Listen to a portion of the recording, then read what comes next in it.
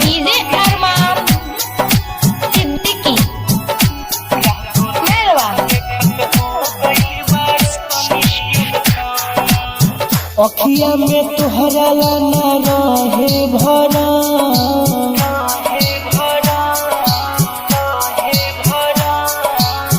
अखिया में तुहरा ना रहे भरा। राह तोड़ देखत देखत हो गइल बार सनी अब का, राह तोड़ देखत देखत हो गइल बार सनी अब का।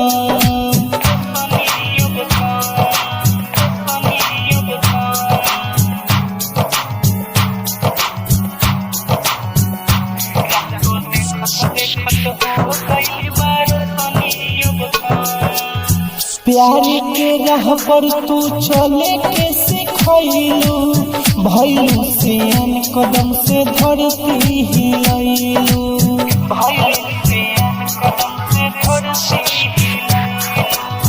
प्यार के राह पर तू चले के सिखैलू, भैलू से अन कदम से धरती हिलैलू।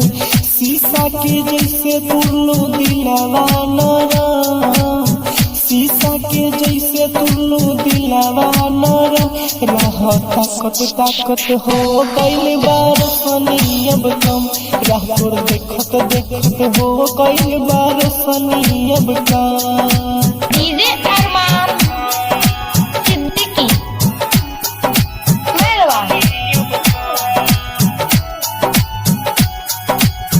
चाहत कुनाली में कौन कमी पैलू, राइटर अरविंद के आपन बनैलू।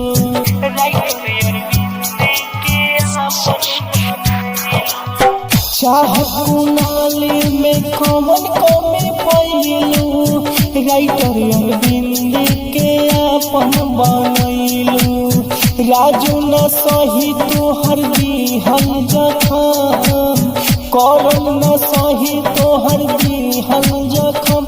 राह ताकत ताकत हो गई बार सनी अब कम, राह तोड़ देखत देखत हो गई बार सनी अब कम।